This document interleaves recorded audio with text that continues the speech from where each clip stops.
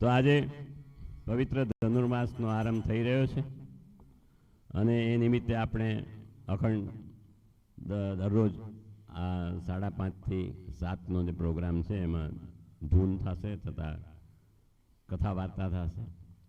એ અંતર્ગત આજે આપણે નિષ્કુળાનંદ કાવ્યમ અંતર્ગત 64 પદી એ પ્રકરણનું કથા થશે. વક્તા છે શ્રી નલિનભાઈ આચાર્ય. તો પહેલાં આપણે એમનું પૂજન કરશું, ગ્રંથનું તથા વક્તાશ્રીનું. તો એના માટે આપણે ઇન્વાઇટ કરું છું સૌથી પહેલાં રાજુભાઈ નંગવાલા, ત્યારબાદ રમેશભાઈ પટેલ USA, પ્રેમચંદભાઈ પ્રજાપતિ, રમેશભાઈ સાયતા અને આસિફભાઈ સેલારકા.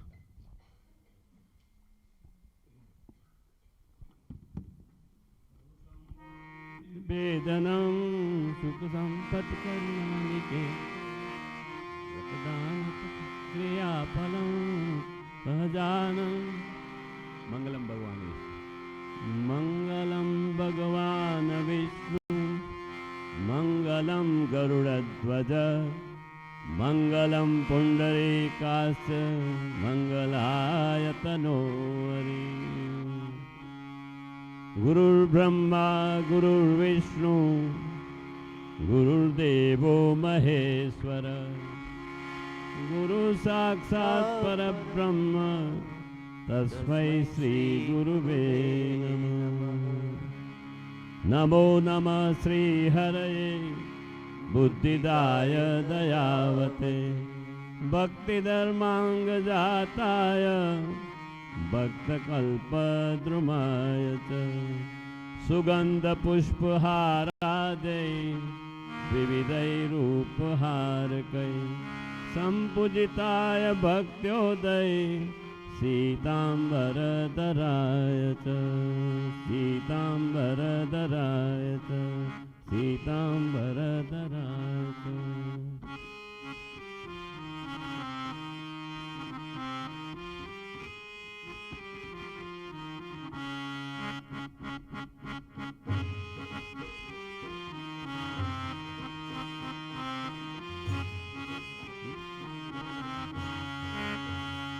હસુભાઈ ઠક્કર પધારજો.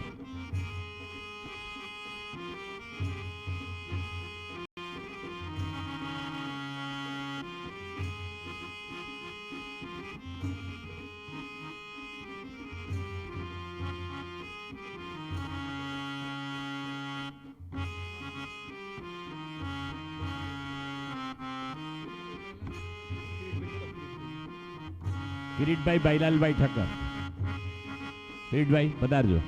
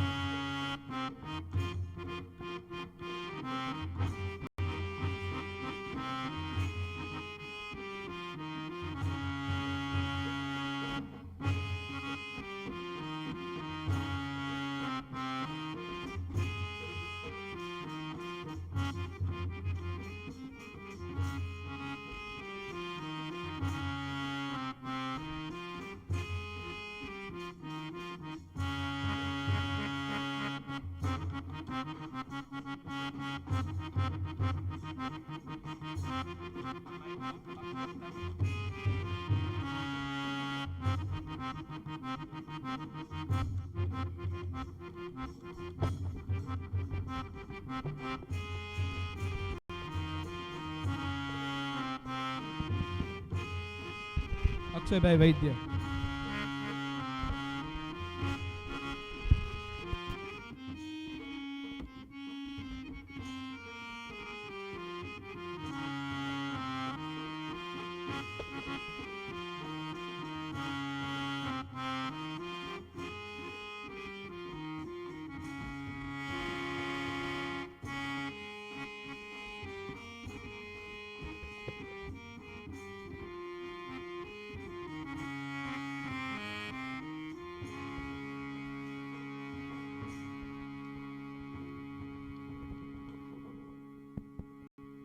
દ્રષ્ટા સ્પૃષ્ટા નતવા કૃત પરિચરણ પૂજિતા પૂજિતા પુંસામદોધમ બહુજની જનિતમ ધ્વંતિ વૈ સમૂલમ પ્રોક્તા કૃષ્ણેન યવા નિજ હૃદય સમા તીર્થ જાતા તે સંમત પ્રસંગાત કિન્મી નનુ સતા દુર્લભમ શાન મુક્તા ઓમ અવતારિણ શ્રી સ્વામિનારાયણાય નમો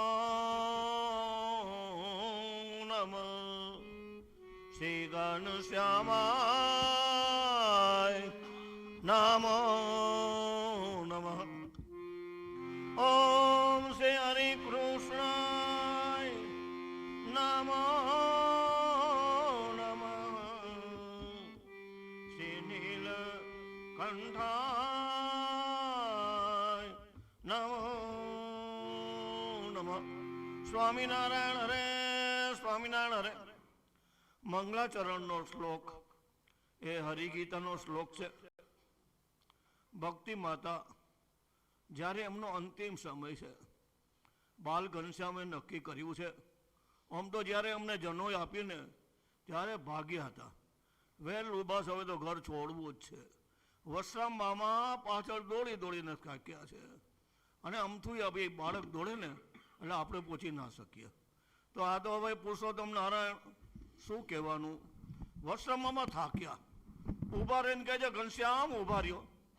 જો તમે ઊભા નહીં રહ્યો ને તો હવે ધર્મભક્તિ દેહ નહીં રાખ્યો. બાલ ઘનશ્યામ તરફ સ્ટેચ્યુ થઈ ગયા.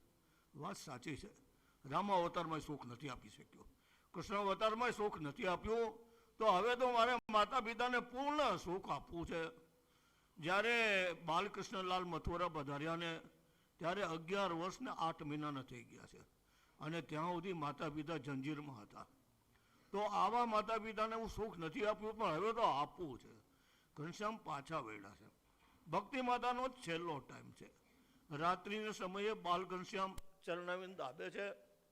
ભક્તિ માતા કહે છે કે હે ઘનશ્યામ, મારો સ્ત્રીનો દેહ છે, મને તું સાચા સંતની ઓળખાણ કરાવ. સાચા સંત કેવા હોય? ત્યારે બાલ ઘનશ્યામે આ શ્લોક કહ્યો છે કે હે માતા, એવા જે સાચા સંત છે એના ભાવથી કોઈ દર્શન કરે, એનું પૂજન કરે, એનું વંદન કરે. અરે ખાલી એટલું કહે ને, આ સંત તો છે બહુ સારા રે, ખરા કલ્યાણના કરનારા રે, એટલો જ જે કોઈ ગુણ ગ્રસે રે, તે તો બ્રહ્મ મોલે વાસ લેશે રે. ખાલી આટલું જો ભાઈ, આ સંત તો છે બહુ સારા. અને પછી બીજું આપણે એમ કહું ને, તો મારા, હું એમનો એ મારા. તો આવું જ્યારે સુખ મળે અને આવી જ્યારે જીવનની દ્રષ્ટિ કેળવાઈ જાય ને, તો પછી અક્ષરધામ તો એનાથી એક રોમ માત્ર છેટું રહેતું નથી. આ રીતે ભક્તિ માતાને પોતાના સ્વરૂપનું મહારાજે જ્ઞાન આપ્યું, અને માયારૂપી પડદો જે રાખ્યો હતો ને એ કેવળ ભક્તિ માતા પૂરતો હટાવી લીધો. ભક્તિ માતાને જ્ઞાન થયું, ઓહો, આ ઘનશ્યામને હું મારો દીકરો માનું છું, પણ આ તો પુરુષોત્તમ નારાયણ છે. ભક્તિ માતાએ ચરણાવીને ખેંચી લીધા. ઘનશ્યામ, હવે ચરણાવીને નહીં દાબવા દઉં તમને, તમે પુરુષોત્તમ નારાયણ છો, આજ મને ખ્યાલ આવી ગયો છે. તો મહારાજની આ જે ઈચ્છા કે સાચા સંત જીવને ઓળખાવવા, નિષ્કુળાનંદ સ્વામીએ જે નિષ્કુળાનંદ કાવ્ય બનાવ્યું એમાં એક 64 પદીની જે રચના કરી છે એની આજથી આપણે કથા ચાલુ કરશું. એક વાત અનુપમૂલ્ય કરું છું કે વાતણું, પણ મન ભાઈ કહે છે બોલ, ઘોડ્યું ના કેવું ઘણું, પણ વણ કહે જો વિગત પડે કે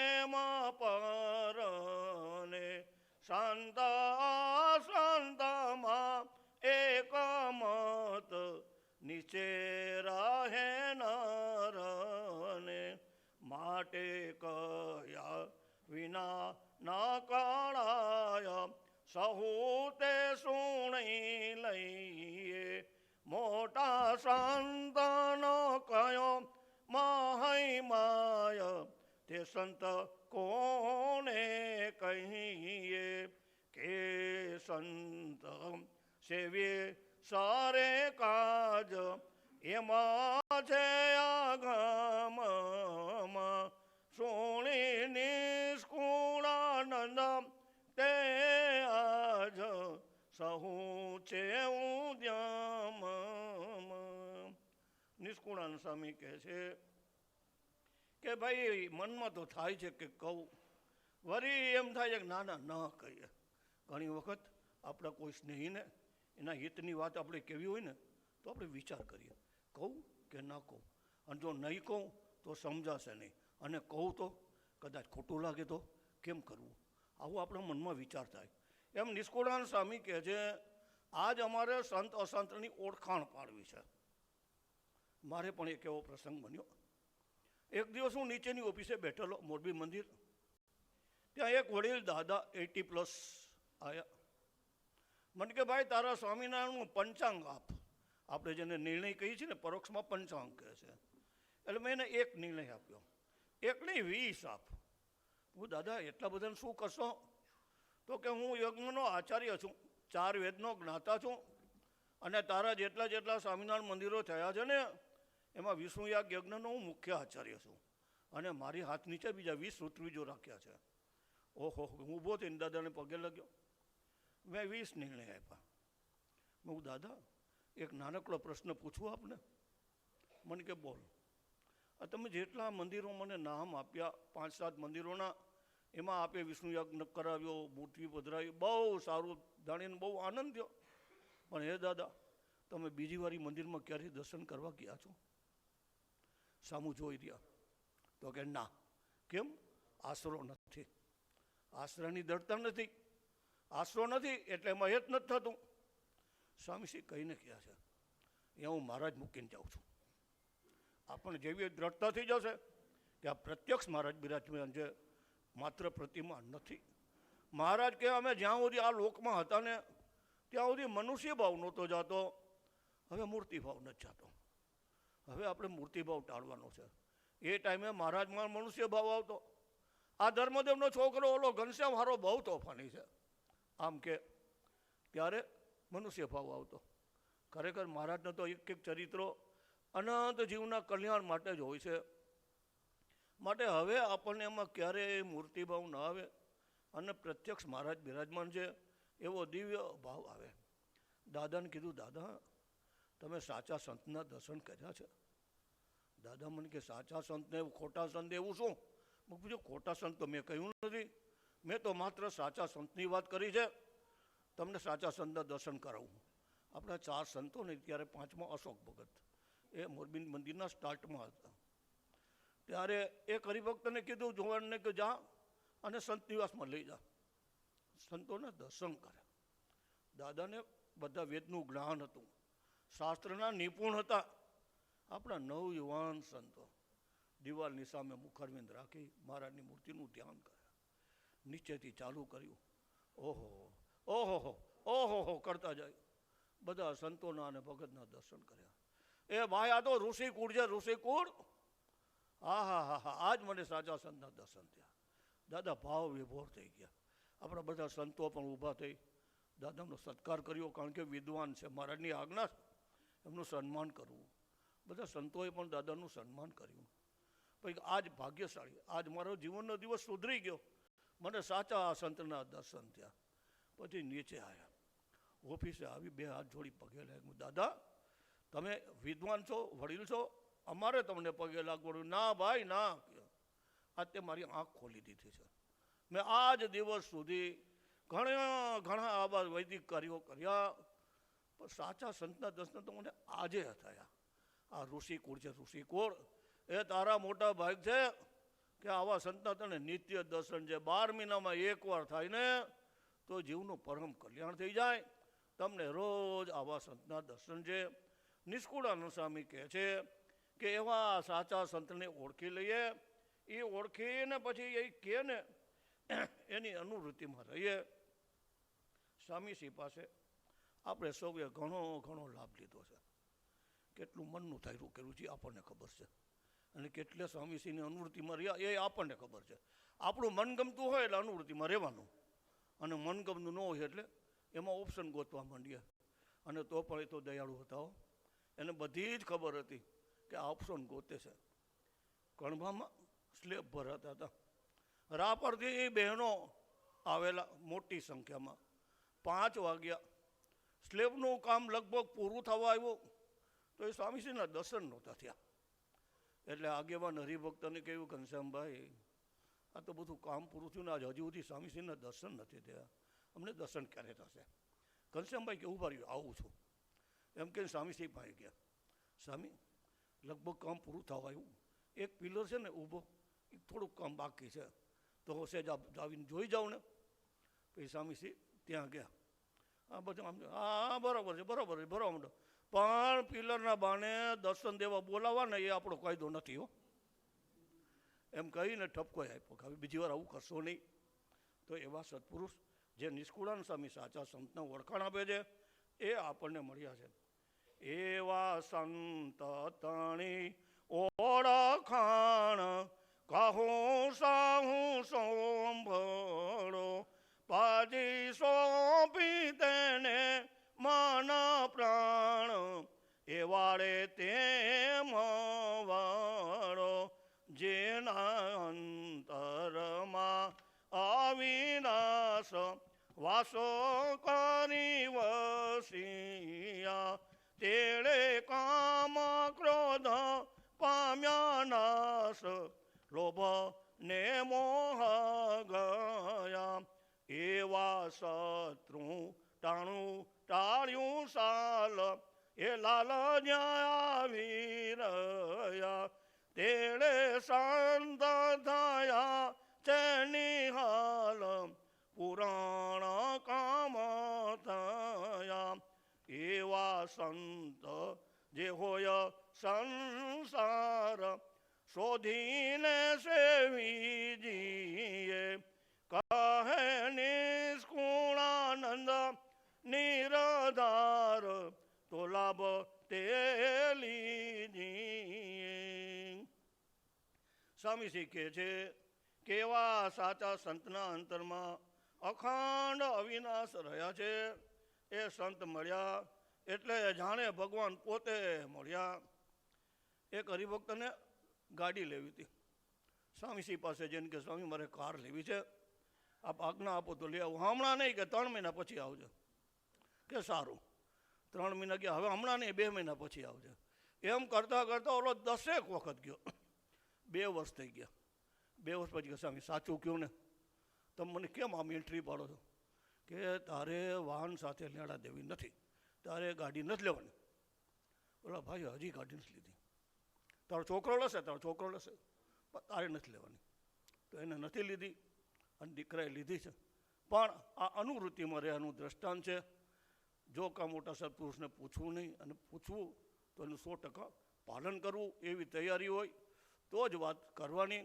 નિષ્કુળાનંદ સ્વામી આ ગ્રંથમાં આપણને આ સાચા સંતની ઓળખાણ આપે. આપણે તો મહાભાગ્યશાળી છીએ, આપણને એવા મળી ગયા છે. સહેજાનંદ સ્વામી મહારાજની જય.